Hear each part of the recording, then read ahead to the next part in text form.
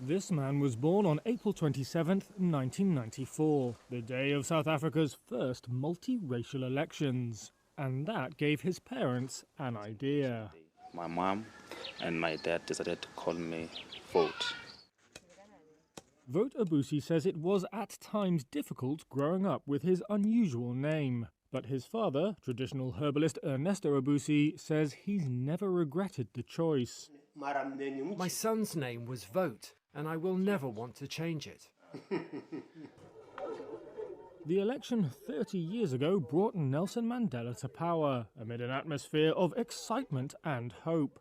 South Africans are again about to head to the polls, but this time the mood is decidedly less optimistic. The Rainbow Nation envisaged by Mandela is afflicted by poverty, inequality, corruption and crime. Mandela's party, the African National Congress, looks likely to lose its majority for the first time since he led it to victory. Vote lives with his family in Lilydale, a poor and rural village in Mpumalanga province. It's close to luxury game reserves where tourists pay thousands of dollars per night. And yet Vote's family does not have running water, and the streets of his village are unpaved. My hope for the future is to see our community being successful in terms of service delivery, running water, and then the pavement in our society. Because when it rains, sometimes the vehicles or the cars are struggling to get in because there is some mud and it is too wet. Vote, who works as a part-time waiter at a safari lodge, says the majority of the youth don't participate in elections, disappointed at politicians who promise X, Y and Z, but actually don't do anything. Jobs are scarce and many young people get sucked into crime.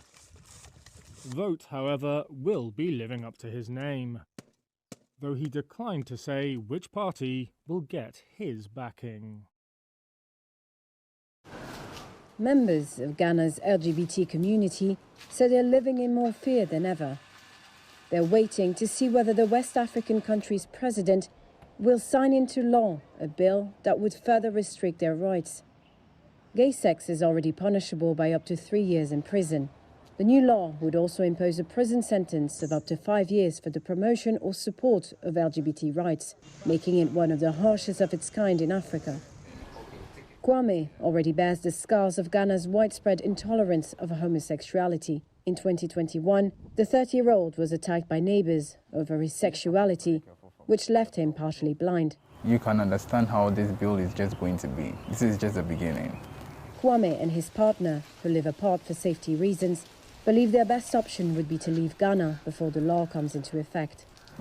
To be honest, I don't think there is any future in this Ghana when it comes to you understand, there is no future for you because I think they just want to end everything.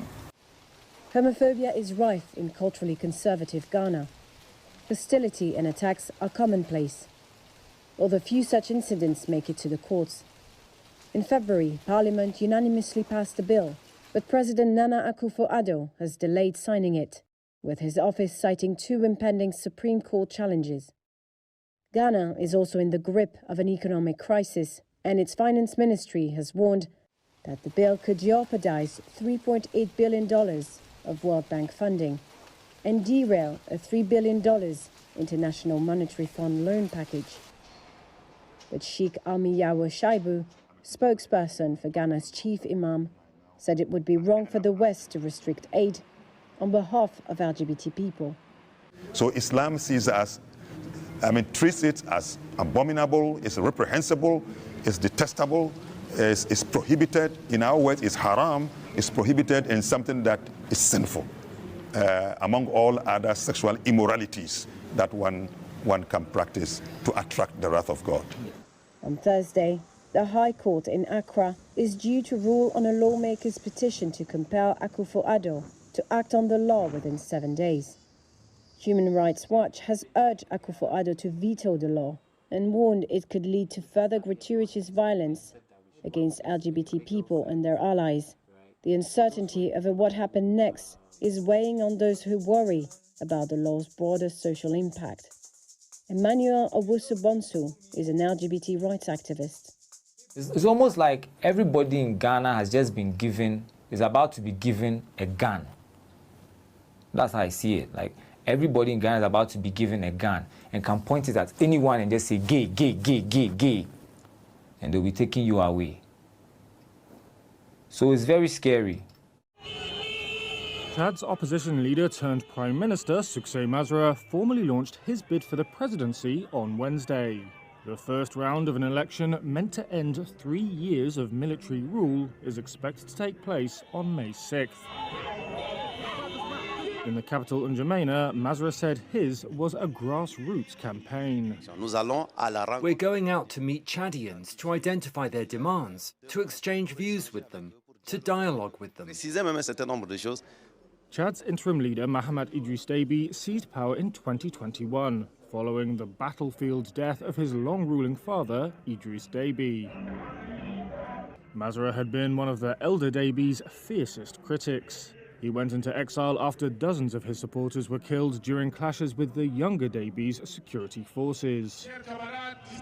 However, he has been consistently criticised by opposition figures since returning to Chad at Déby's invitation last year and being appointed as his prime minister. The upcoming vote's other main opposition contender, Albert Payimi Padike, held a rally on Tuesday, at which he accused Masra of collaborating with Déby. Concerns have also been raised about the conditions for the upcoming poll. Déby is also standing and announced his candidacy days after another opposition politician, Yaya Dillo, was killed in an exchange of gunfire with security forces. Forensic experts have since said Dillo was likely shot at point-blank range.